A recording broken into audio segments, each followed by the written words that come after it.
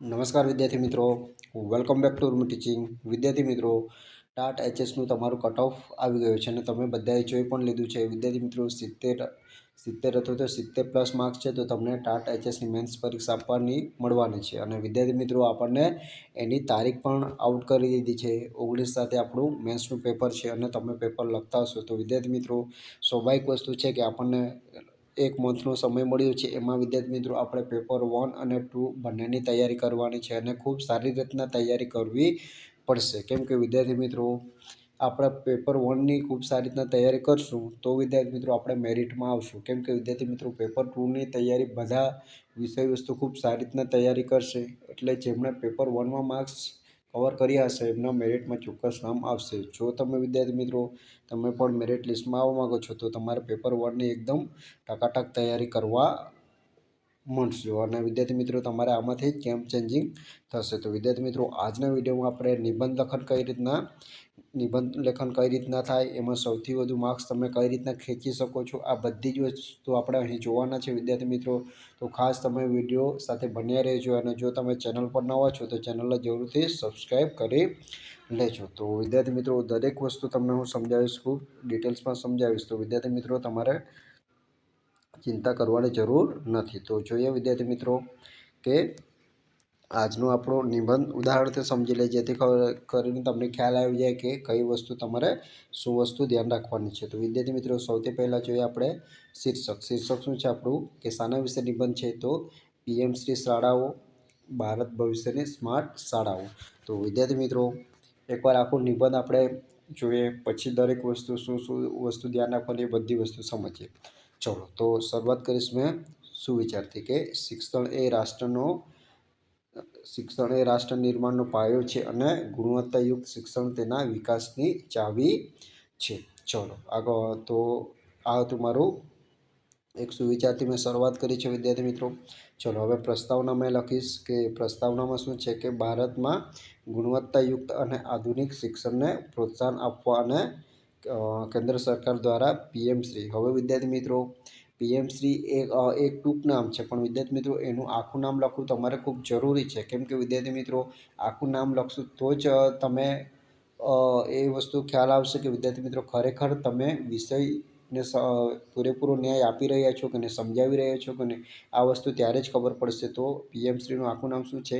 Prime minister schools for rising India યોજનાની શરૂઆત કરવામાં આવી છે. હવે ક્યારે શરૂઆત થઈ? તો 5 સપ્ટેમ્બર 2022ના રોજ જાહેર કરાયેલી આ યોજના હેઠળ દેશભરની આશરે 14,500 શાળાઓ આદર્શ શાળાઓ તરીકે વિકસાવવામાં આવી રહી છે.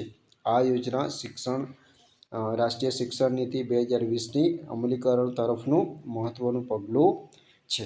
તો અહીં વિદ્યાર્થી મિત્રો મેં પહેલાં પ્રસ્તાવના શું લખી કે આમાં જે પીએમશ્રી શાળાઓ છે તો એ શું છે, ક્યારે એનો ઉદ્ભવ થયો એટલે કે ક્યારે શરૂ કરવામાં આવી અને કોના હેઠળ શરૂ કરવામાં આવી. તો આ એક મેં આખા નિબંધનું મેન મુખ્ય વિષય વસ્તુ લખ્યું. તો તમારી પ્રસ્તાવના પણ આ રીતના હોવી જોઈએ. બીજી વસ્તુ મેં પછી સમજાવીશ.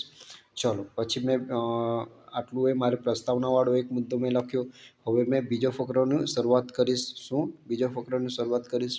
વિદ્યાર્થી મિત્રો, પ્રથમ ફકરો તમારી પ્રસ્તાવના હોવો જોઈએ. બીજો ફકરો એને થોડું વિષયને લગતું થોડું ડિટેલ્સમાં સમજાવતું હોવું જોઈએ.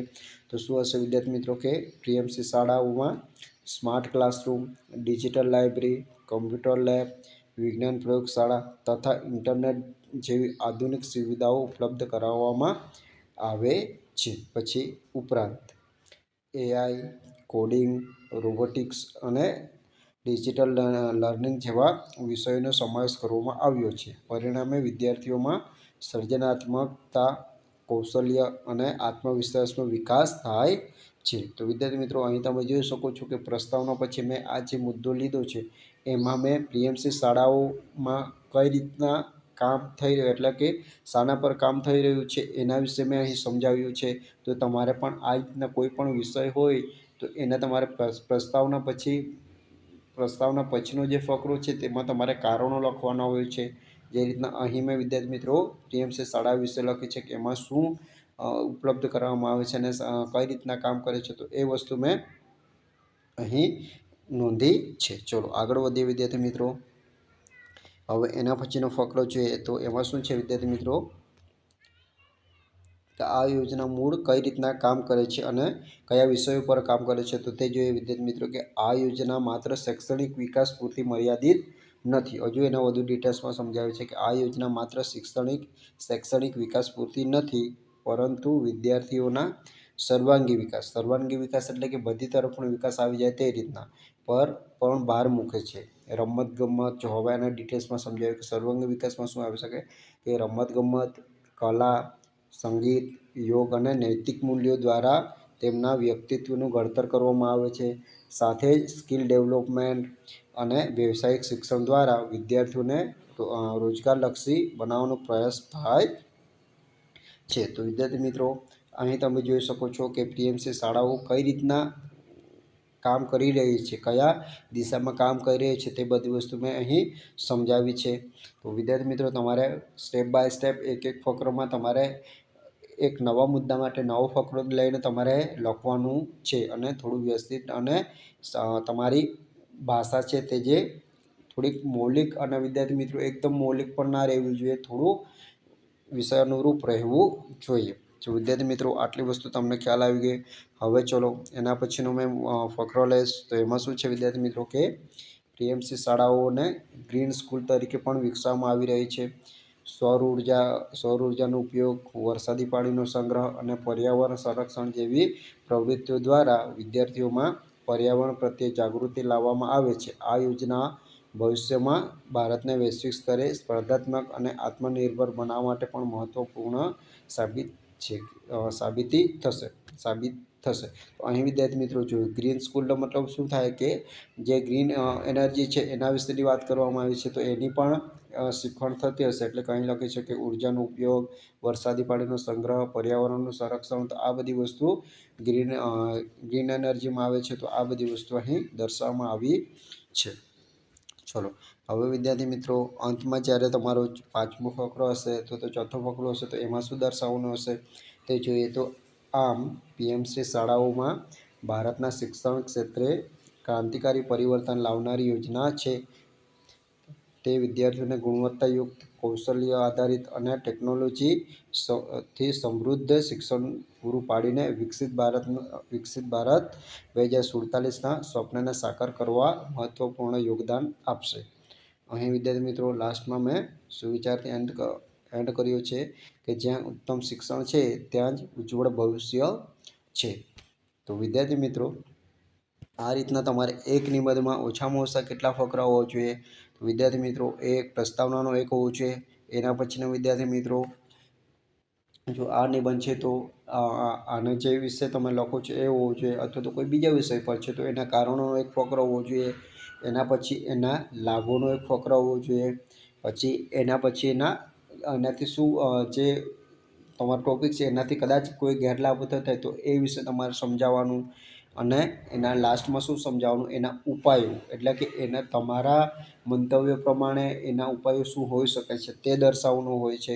તો વિદ્યાર્થી મિત્રો આ રીતના તમારો આખો નિબંધ 5 થી 6 ફકરોનો હોવો જોઈએ। ઓછામાં ઓછું તમારે 3 થી 3.5 પેજ તમારે લખવાનું છે। તમારે શબ્દ મર્યાદા 300ની છે વધારે તો તે જ પ્રમાણે તમારે લખવાનું છે।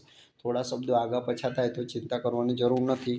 તો વિદ્યાર્થી મિત્રો આ રીતના તમારો આખો નિબંધ હોવો જોઈએ। હવે આપણે થોડું પ્રેઝન્ટેશન તરફ પણ આગળ વધી લઈએ કે શું તમારે કરવું જરૂરી છે। પ્રેઝન્ટેશન એટલે કે તમે જે રીતના કોઈ સ્ત્રી છે એને વિદ્યાર્થી મિત્રો જેટલું તમે શણગારો, જેટલી વસ્તુ તમે મેકઓવર કરો એટલું જે સુંદર દેખાશે, તે જ રીતના વિદ્યાર્થી મિત્રો લખાણને તમે જેટલું શણગારશો એટલું જે સુંદર દેખાશે। તો એ જ વસ્તુ આપણે અહીં કરવાની છે।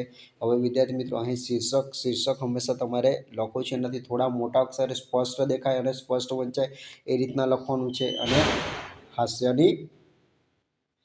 હાસ્યની જે એના નીચેની લીટીમાં જ તમારે લખવાનું છે।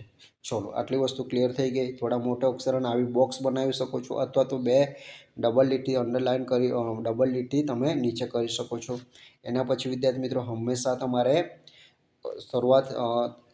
તમારે કોઈ કથન, સુવિચાર પંક્તિથી હોવું જોઈએ, અથવા તો કોઈ દોહો છે એનાથી હોવું જોઈએ। તો વિદ્યાર્થી મિત્રો, જે રીતના અહીં તમે જોઈ શકો છો, મેં શરૂઆત અહીં એકદમ સુવિચારથી કરી છે. તો આવી રીતના તમે વિષય અનુસાર તમારે સુવિચાર હોવો જોઈએ પણ ખાસ ધ્યાન રાખવાનું છે. એના પછી પ્રસ્તાવનાવાળો એક ફકરો.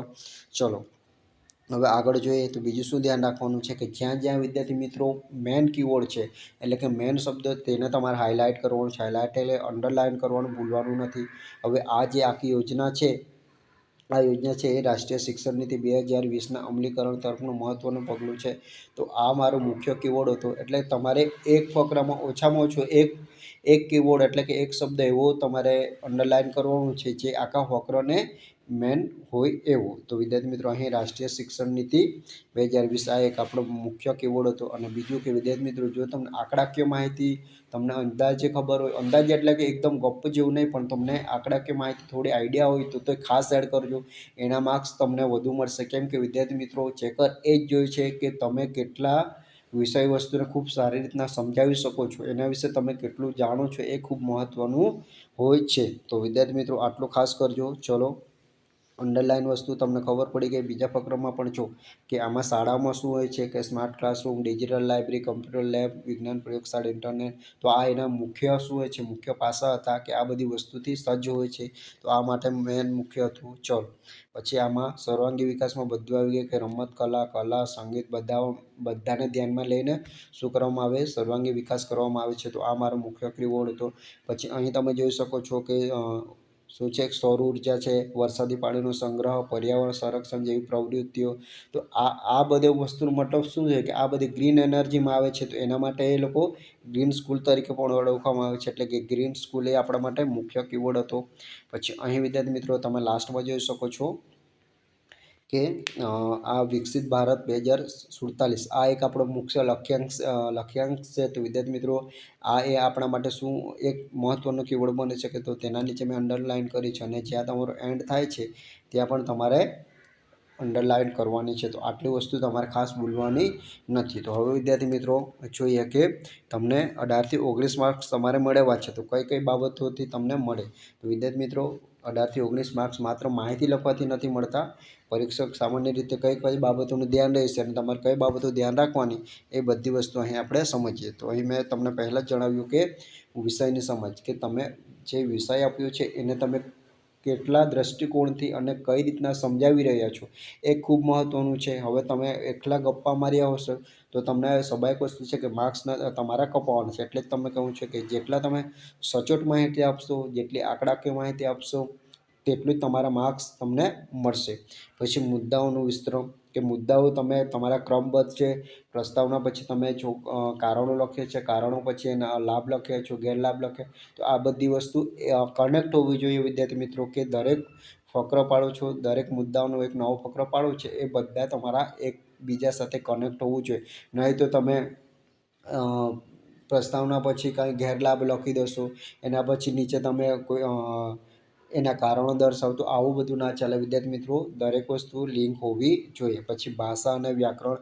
તો ભાષા તમારી કેવી છે, મૌલિક છે પણ વિદ્યાર્થી મિત્રો એકદમ આ વિષય અનુરૂપ છે કે નહીં તે પણ ખાસ ધ્યાન. અને વ્યાકરણ, તમારી જોડણીઓ છે, તમારા જે અવતરણ ચિહ્નો, આ બધી વસ્તુ તમે એડ કરી છે કે નહીં એ પણ તમારે ધ્યાન આપવામાં આવશે. તો વિદ્યાર્થી મિત્રો, આ તમારે ખાસ ધ્યાન રાખવાનું છે. શિક્ષક તમે કરો છો, અક્ષરો કેવા છે, અક્ષરો વંચાય એવા તો એટલીસ્ટ હોવા જ જોઈએ. તો આ તમારું ખાસ ધ્યાન રાખવી પડશે. પછી રજૂઆત જે રીતના મેં પ્રેઝન્ટેશન કીધી, એટલે કે જે તમે અંડરલાઇનો કરી છે, બોક્सेस બનાવ્યા છે.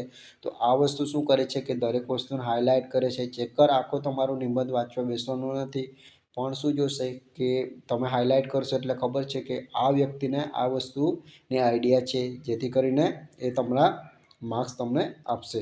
ચલો હવે બીજું શું કે શરૂઆત અને એન્ડ. શરૂઆત અને એન્ડ શું હોવું જોઈએ? પ્રસ્તાવના અને નિષ્કર્ષ તમારે શું હોવું જોઈએ, એટલે કે ઉપસાર શું હોવું જોઈએ વિદ્યાર્થી મિત્રો? એકદમ વ્યવસ્થિત સુવિચારો અથવા પંક્તિ કથન ગમે તે લખો છો, એનાથી જ તમારું શરૂઆત અને એન્ડ હોવું જોઈએ.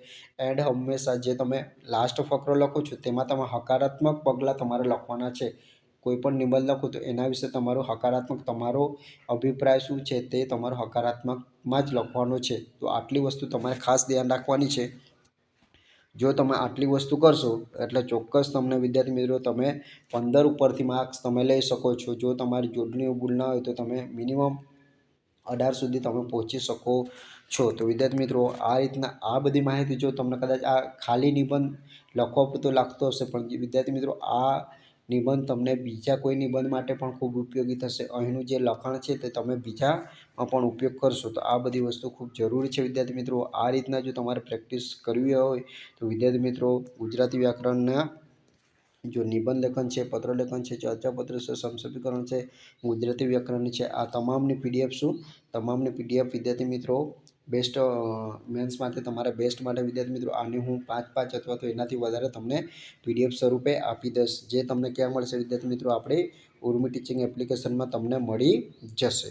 અને વિદ્યાર્થી મિત્રો જો આની પ્રાઇસ વિદ્યાર્થી મિત્રો માત્ર ને માત્ર 99 રહેશે વિદ્યાર્થી મિત્રો. ખૂબ ઉપયોગી. અને વિદ્યાર્થી મિત્રો હવે સમય ઓછો છે ત્યારે વિદ્યાર્થી મિત્રો આવી રીતના તમને મટીરિયલ મળતું હોય તે તમારા માટે ખૂબ ઉપયોગી છે. નિર્ણય તમારો છે વિદ્યાર્થી મિત્રો. તમારે નોકરી લેવાની છે. તમે ઈચ્છા હોય તો જોડાઈ શકો છો.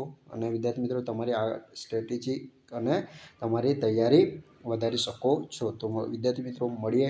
આટલી વસ્તુ હવે નિબંધ લખતી વખતે આટલી બધી વસ્તુ તમારે સાથે લઈને તમારે પ્રેક્ટિસ કરવાની છે, જેથી કરીને તમારા માર્ક્સ વધુને વધુ આવે. તો વિદ્યાર્થી મિત્રો બસ બન્યા રહેજો. ચેનલ પર ન હોય તો ચેનલને જરૂરથી સબસ્ક્રાઈબ કરી લેજો. અને વિડીયો ગમ્યો હોય, માહિતી ગમી તો વિડીયોને લાઇક અને તમારા મિત્ર વર્તુળમાં જરૂરથી શેર કરી દેજો. વધુ માહિતી માટે વિદ્યાર્થી મિત્રો 7874 શું કઈ નંબર પર મેસેજ કરવાનો? 7874 35 49 33 આ નંબર પર તમે વોટ્સઅપ હાય કરી શકો છો.